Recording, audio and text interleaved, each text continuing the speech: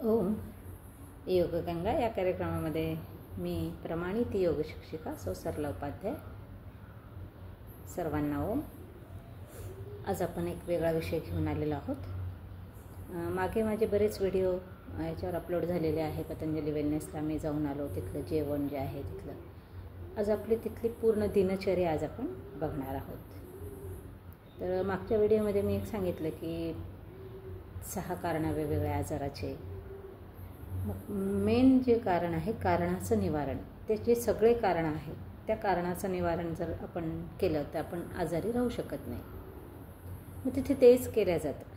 तिथली जी दिनचर्या आहे ती आज आपण बघणार आहोत की सकाळी किती वाजता उठायचं, नंतर सगळ्यात आधी काय केलं जातं, नंतर मग कशा पद्धतीने तिथे दिनचर्या 7 दिवसाची जी असते ती आज आपण बघणार आहोत.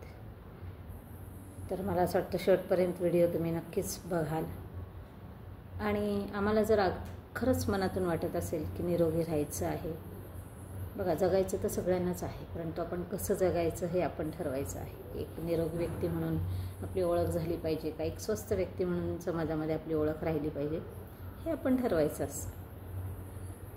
आणि मला असं वाटतं की आधी 60 नंतर म्हणायचे, परंतु आता 40 नंतरच खूप आवश्यक झालेलं आहे की आता आपणही तिथे जावं आणि वर्षातून एकदा पूर्ण पंचकर्म षटकर्म करून यावं, की जेणेकरून जे आपले आजार आहे ते वाढणार नाही आणि आपल्याला ॲलोपॅथिक घ्यायची गरज पडणार नाही आणि त्याचे जे साईड इफेक्ट आहेत त्यालाही आपण हे होऊ शकणार नाही, आपल्याला साईड इफेक्ट होणार नाही त्याचे. तर तिथे जो रोज 7 दिवसाचा हे असतो, गेल्यावर रजिस्ट्रेशन, आपल्याला ते रूम वगैरे भेटते आणि त्या दिवशी जे जेवण मिळतं ते आपलं सात्विक वरण भात भाजी पोळी, म्हणजे आपण जे घरी जेवतो ते जेवण आपल्याला मिळतं. मग दुसऱ्या दिवशीपासून पहिल्यांदा सगळ्यात आधी आम्हाला डॉक्टरांचं प्रिस्क्रिप्शन तयार करावं लागतं. डॉक्टरांकडे जाऊन सगळे आमच्या जे काही आजार आहेत, आपण आजार कोणताही लपवायचा नाही, प्रत्येक आजार त्यांना जे काही आहे ते सगळं सांगायचं. त्या हिशोबाने आपला एक चार्ट तयार होतो की सकाळी म्हणजे कोणाला एनिमा द्यायचं आहे, कोणाला 3 दिवस तर सुरुवातीला हे असतंच. सकाळी जे षटकर्मामध्ये 3 दिवस एनिमा, वमन, ज्यांना ॲसिडिटी असेल त्यांना वमन आणि जन्नीती आणि आयवॉश, हे 3 तर जवळजवळ सगळ्यांनाच लिहिलेले असतात. सकाळी ते त्यांचं जे उघडतं ते 4 वाजता उघडतं सकाळी. तर मग दुसऱ्या दिवशीपासून मग त्या दिवशी जर आम्ही दुपारी गेलो असेल तर दुपारचं आमचं सेशन आम्ही हे करू शकतो, म्हणजे जसं योगाचं वगैरे. पण जोपर्यंत डॉक्टरांचं हे तयार होत नाही तोपर्यंत आमच्या पूर्ण ट्रीटमेंटला आम्ही चालू करू शकत नाही. मग त्या प्लॅनिंगनीच आपल्याला जावं लागतं की जसं आम्ही दुपारी 12 वाजता पोहोचलो की आम्हाला लगेच मिळाले डॉक्टर. मग आम्ही सगळं फक्त सामान टेकलं आणि आधी डॉक्टरांचं प्रिस्क्रिप्शन तयार केलं, म्हणजे आम्हाला दुपारची ट्रीटमेंट तिथे मिळाली. जेवण करून मग आम्ही दुपारच्या ट्रीटमेंटसाठी गेलो, डॉक्टरांनी तयार करून दिलं. मग दुसऱ्या दिवशी सकाळीच आम्हाला 4 वाजता उठवलं जातं. तिथे रूममध्येच अनाउन्सिंग होतं, सूचना की तुम्हाला काय काय घेऊन जायचं आहे बॅगमध्ये.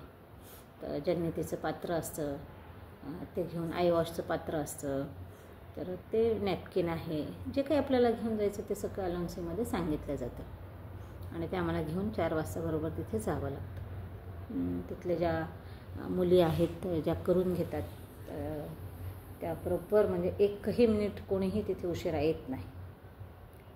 4 वाजता गेलं की आम्हाला तिथे ते एनिमा दिला जातो आणि मग ते जन्नीती करून घेतलं जातं, आयवॉश, आणि ते शिकवलं जातं. असं नाही की तुम्हाला जर ते येत नसेल तर तिथे ते तुम्हाला शिकून घेतात तुमच्याकडून, म्हणजे करून घेतात, ते शिकवतात. तिथे मुली असतात शिकवणाऱ्या, ज्यांना माहीत नाही ज्यांना माहीत आहे ते पटकन करून मग हॉलमध्ये जायचं असतं. 4:30पर्यंत जर झालं, कोणाचं 4:45पर्यंत होतं जेप्रमाणे, कारण की तिथे 5ला योगाचं सेशन असतं. 2 ते 3 दिवस स्वामीजी स्वतः असतात योग सेशन घ्यायला आणि बाकी आचार्याची असतात, दुसऱ्या आचार्याची असतात. 5 वाजता योगाचं सेशन सुरू झालं तर ते जवळजवळ 7 वाजेपर्यंत चालतं. खूपच सुंदर रीतीने ते योग करून घेतात. अजूनही भरपूर काही तिथे शिकायला मिळतं योगाच्या सोबत. आणि नंतर तिथेच मग आम्हाला झोपवलं जातं, नाकामध्ये नस्य केलं जातं, म्हणजे अणुतेल टाकलं जातं आणि डोळ्यामध्ये आय ड्रॉप टाकला जातो. सौम्य जो आय ड्रॉप आहे जो सगळ्यांना चालतो तो टाकला जातो आणि मग तिथेच झोपून मातीपट्टी दिल्या जाते आम्हाला. म्हणजे 7:30पर्यंत सेशन तिथेच चालू असतं. मग 7 ते 7:30मध्ये मातीपट्टी, डोळ्यावर पण पट्टी असते मातीची आणि पोटावरही मातीपट्टी दिली जाते. 7:30ला ते मातीपट्टी संपल्यावर आम्हाला तिथून नाश्त्यासाठी जायचं असतं. मग तिथे ते जेव्हा 4 वाजता आम्ही जातो सकाळी, जेव्हा 4:30ला येतो हॉलमध्ये, तेव्हा एक काढा असतो. म्हणजे तुमच्या प्रकृतीनुसार, जसं मला ओव्याचं पाणी होतं, मी जो काही आजार सांगितला असेल त्याप्रमाणे. नंतर पुन्हा 7:30ला पण एक काढा असतो तुमची मातीपट्टी संपल्यावर पण. तिथे पण एक तुमच्या प्रकृतीनुसार तुम्हाला तो गरम असतो. सकाळचा तो आहे तो पण कोणाला गरम असतो, गार असतो, तुमच्या प्रकृतीनुसार तो असतो. मग नंतर मला जो 7:30ला देत होता तो काढा मला कायाकल्प आणि सर्वकल्प, माझ्या आजारानुसार तो काढा असायचा. मग तो पिऊन आम्हाला नाश्त्याला जायचं. मग आम्हाला नाश्ता करून मग रूमवर बरेच जण रूमवर डायरेक्ट म्हणजे हे करून येतात की पिशवी बनवूनच असतात. तिथून ते सगळं सामान घ्यायचं, आम्हाला ड्रेस चेंज करायचा, म्हणजे आपला थेरपीचा ड्रेस घालायचा असतो. उदाहरणार्थ थोडा जुना ड्रेस आम्ही जो घेऊन जातो थेरपीसाठी, जो खराब होतो. आणि मग थेरपीसाठी आम्हाला सेंटरवर जावं लागतं, कारण की 8 वाजता थेरपी, म्हणजे 8:30ला तर पूर्ण सुरूच होऊन जाते थेरपी. 8ला जाऊन आम्ही नंबरही लावू शकतो आणि लागून जातो. तिथे खूप काही कर्मचारी असतात आणि असं काही नाही की खूप तिथे वेटिंग असते, असं काही नाही. परंतु खूप शिस्तबद्ध पद्धतीने हे सगळं होतं. मग तिथे 8:30पासून थेरपी सुरू होऊन जातात, तर त्या 12 वाजेपर्यंत थेरपी चालतात. वेगवेगळ्या थेरपी असतात, जसे तुमचे आजार आहेत तसे त्याप्रमाणे त्या थेरपी असतात. जसं मला, मी सकाळी गेले की मला मग गरम पाण्याचा शेक होता. नंतर मी फेसचं लिहून दिलं होतं थोडंसं, तर फेस पॅक पण लावला जात होता. मला नसचे आणि हे पण होतं. पुन्हा एक अशी थंड गरम पट्टी पोटावर होती माझी. गॅस्ट्रिक प्रॉब्लेम जर सांगितला तर ते होतं. पुन्हा बस्ती असायची मला सकाळच्या वेळेस, जानू बस्ती होती मला, आणि पोटाची आणि नाभी बस्ती होती. नाभी बस्ती जवळजवळ सगळ्यांनाच, कारण की सुरुवातच आजाराची सांगतात आयुर्वेदामध्ये पोटापासून आहे, तर नाभी बस्ती. मग आजाराप्रमाणे कोणाला पाठीचा त्रास असेल तर ते नाभी बस्ती पण, ते ह्याची पाठीचा पण पाठीवरही दिल्या जाते बस्ती. तर वेगवेगळ्या पद्धतीने ती बस्ती दिल्या जाते. तर अशा 12 वाजेपर्यंत थेरपी. कोणी केसांचं लिहून देतं तर केसांना मेहंदी लावली जाते, कोणी शिरोधारा, जशी तुमची ट्रीटमेंट लिहिले गेलेली आहे त्या पद्धतीने त्या. आणि खूप ट्रीटमेंटची पद्धत खूप छान आहे की बरोबर ॲक्युप्रेशर असतं त्याच्यामध्ये, ॲक्युपंक्चर पण असतं, की जिथे तिथे काउंटरवर तुमचं एंट्री होते, तुमचा नंबर असतो आणि इतका मोठा हॉल असतो आणि एका वेळेस इतके जास्त पेशंट असतात, घेऊ शकतात, की असं नाही की तुमची थेरपी राहून जाते. आणि जरी तुमची थेरपी राहून गेली एखादी, तर ती दुपारी ते कवर करून घेतात. त्या विचारून घेतात त्या मुली की काय राहिलं काय नाही, आणि खूपच प्रेमाने ती आपल्याला थेरपी दिली जाते. अतिशय खूप छान पद्धतीने ती थेरपी दिली जाते तिथे. त्यानंतर मग 12:30पर्यंत आपण घरी आलो की मग आपल्याला जेवायला जायचं. मग जेवण पण आपल्या प्रकृतीनुसार, आपल्या आजारानुसारच आपल्याला जेवण असतं. सकाळी जो नाश्ता दिला जातो, मी नाश्त्याचे पण फोटो टाकलेले आहे, जेवणाचे फोटो टाकलेले आहेत. तर नाश्ता पण त्याच पद्धतीने दिला जातो जो तुम्हाला योग्य आहे तो. शक्यतो जास्त फळं, सूप, पालेभाज्या, उकडलेल्या भाज्या ह्याच्यावर जास्त हे असतं त्यांचं, तर ते दिलं जातं. दुपारी पण जेवणामध्ये तुम्हाला जसं आजार असेल त्या पद्धतीने, एखादा शुगरचा पेशंट आहे तर त्याला मग दलिया, एखादी म्हणजे भाकरी, नवरत्न आट्याची पोळी असते, भाजी असते, तर त्या पद्धतीने. खूप वीक असेल एखादा माणूस तर त्याला अन्नही देतात, असं काही नाही की अन्न, पण तो पोट जे काही देतील ते पोट भरून दिलं जातं आम्हाला. त्यानंतर मग जेवल्यानंतर मग पुन्हा आम्हाला 1 वाजून जातो तिथे, समजा 1-1:30 वाजून जातो. मग रूमवर जाऊन आम्हाला पुन्हा थेरपीची बॅग तयार करावी लागते, कारण की 1:30ला पुन्हा तिथे थेरपीसाठी बोलवलं जातं. मग तिथे 2 ते 5 त्या थेरपी चालतात. मग तिथे त्या वेगळ्या पद्धती, पुन्हा ज्या सकाळच्या थेरपी ते दुसऱ्या थेरपी असतात. दुपारी पण पंचकर्माच्या, दुपारी उदाहरणार्थ जसं बस्ती दिल्या जाते आम्हाला. बस्ती म्हणजे औषध असतं. तुम्हाला जे आजार आहे आता उदाहरणार्थ एक आजार घेऊ शकतो आपल्याला. तर मला जशी मात्राबस्ती होती, जसं मी पाईल्स सांगितलं, माझा जो आजार सांगितला त्याप्रमाणे तुम्ही जो आजार सांगाल त्याचं जे औषध असतं त्या औषधाची बस्ती केली जाते आणि ते औषध आपल्याला बस्तीच्या माध्यमातून दिलं जातं. म्हणजे वरून पण खायला देतात आणि बस्तीच्या माध्यमातून पण ते औषध आपल्या पोटामध्ये जातात. उदाहरणार्थ शुगर आहे तर मधुग्रेट, मधुनाशिनी अशा औषधांची बस्ती दिली जाते तिथे. ते गोळ्या आणावं लागतात आपल्याला तिथून स्टोअरमध्ये खरेदी करून आणि ते तिथल्या ज्या असतात ते तयार करतात आणि ते आपल्याला ते बस्ती पण देतात. तर दुपारी पण वेगवेगळ्या पद्धतीचे ट्रीटमेंट असतात. तर त्या कोणाची 4 वाजता कधी संपून जाते, एखाद्याची 5ला संपते, आपल्या ह्याच्याप्रमाणे ते असतं. आणि मसाज मात्र रोज असते, सकाळी पण असते, संध्याकाळी पण असते आणि इतक्या सुंदर रीतीने मसाज केली जाते. जसं मला 3 दिवस पावडर मसाज होती आणि 3 दिवस मला तेल मसाज होती. खूप सुंदर रीतीने मसाज केली जाते तिथे. आणि त्या मसाजनी अजिबात थकवा येत नाही, म्हणजे आपण अजिबात थकत नाही. दिवसभर आपण चालू पण शकतो, म्हणजे इथून तिथे जायला गाडीची पण व्यवस्था असते, पण आरामाने आपण वॉक करू शकतो, जाऊ शकतो आणि वॉकिंग पण छान होऊन जाते तिथे. आणि मसाजनी खूप छान वाटतं. तेलाची मसाज जेव्हा होते आणि नंतर हे पण असतं, स्प्रे पण असतो, तर गरम पाण्याची वाफ पण दिली जाते मसाजनंतर.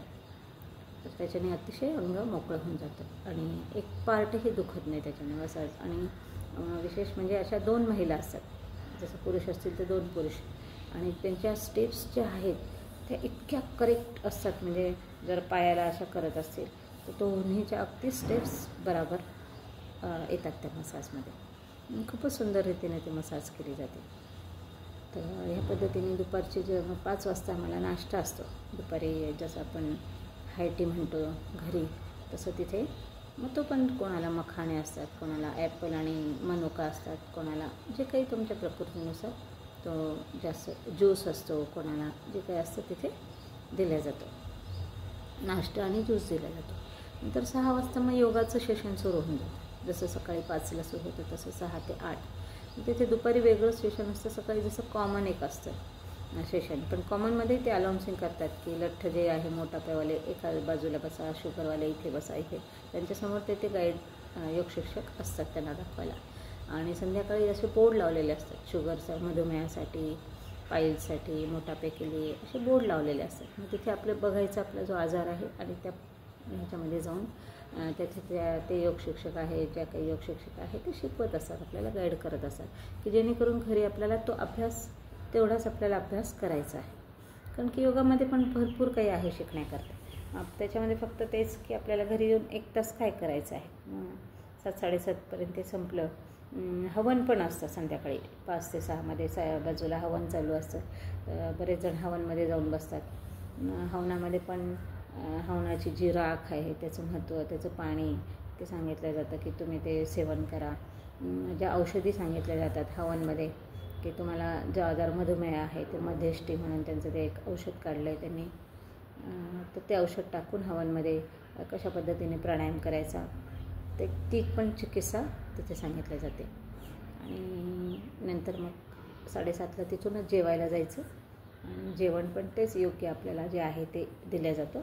असं 8-8:15पर्यंत सगळं संपून जातं आणि 8:30ला जाऊन पडल्याबरोबर झोप. कारण की जे सकाळीपासून पूर्ण जे 4 वाजेपासून हे असतं आपोआप इतकं थकून पण गेलेलं असतं आणि इतकी छान मालिश झालेली असते, इतकं छान की म्हणजे झोपच लागून जाते. आणि जर 8:30ला आम्ही झोपून गेलो तर आरामाने आम्ही 4 वाजता उठू शकतो. 8:30 ते जास्तीत जास्त 9 वाजता ग्रुपमध्ये जातो तर ठीक आहे, चर्चा असते, थोडीशी बोलणं असतं, सगळ्यांशी काही असतं. 15-20 मिनटं जर बोललं, हे 7 दिवस आपल्याला तिथे हेच बघायचं की आपल्याला संपर्क जास्त. आणि फॅमिलीच्या लोकांनाही माहीत असतं आपण शुद्धिक्रियासाठी गेलेलो आहोत, ते पण करत नाही आपल्याला डिस्टर्ब. आपण एक प्रयत्न करायचा आहे, पूर्ण वेळ आपण स्वतःला कसं देऊ शकतो. आणि तिथे 7 दिवस जी ध्यानधारणा होते, योग साधना होते, ज्या षटकर्म पंचकर्म होतात, तो जो बदल होतो शरीरामध्ये अतिशय वर्णन करू शकत नाही आपण. 7व्या दिवशी तर असं वाटतं की किती असे कधी कधी जे आसन आपल्याला होत नव्हते, असं डोकं आपलं टेकत नव्हतं, ते आपोआप अगदी, कारण की पोटाची शुद्धी, अतिशय हलकं पोट, ते खाऊन अतिशय शरीर हलकं, मन हलकं, कारण की तिथे देवाचं नामस्मरण आणि प्राणायाम, म्हणजे स्वामीजींच्या सानिध्यात, गुरुचं सानिध्य, अतिशय तो एक वेगळा अनुभव आहे. आता मला वाटतं प्रत्येकाने तिथे जायलाच पाहिजे वर्षातून एकदा. तुम्हाला जे काही गाईड पाहिजे असेल, गायडन्स, ते आम्ही द्यायला तयार आहोत. आणि तुम्ही ऐकला हा व्हिडिओ, त्याच्याबद्दल तुम्हाला खरंच खूप खूप धन्यवाद. आणि तुम्ही नक्कीच ठरवाल, जाल तिथे. मला असं काही नाही की म्हणजे तुम्ही गेलं असं काही फोर्स नाही आहे, परंतु आपल्याला जर निरोगी राहायचं आहे, स्वस्थ राहायचं आहे, तर प्रत्येकाने एकदा वर्षातून जाऊन तिथे जरूर इकडे तिकडे फिरायला जाण्यापेक्षा एक टूर फॅमिलीचा तिथेच, कारण की माझ्याच फॅमिलीच्या आत्ता पण 10-15, आता हे आम्ही बरेच 5-7 वर्षापासून करत आहोत. आमच्याच फॅमिलीच्या लोकांना आम्ही घेऊन जातो, मग बाकीचे पण लोकांना आम्ही प्रेरित करतो आणि घेऊन जातो. यावेळेस पण आम्ही 50 लोक गेलो होतो, मागच्या वर्षी पण 50 लोक गेलो होतो आम्ही. आणि आपल्याला स्वस्थ राहायचं आहे, स्वस्थ भारत का स्वप्न स्वामीजीचं जे आहे ते आपल्याला पूर्ण करायचं आहे. ऐकल्याबद्दल ओम धन्यवाद.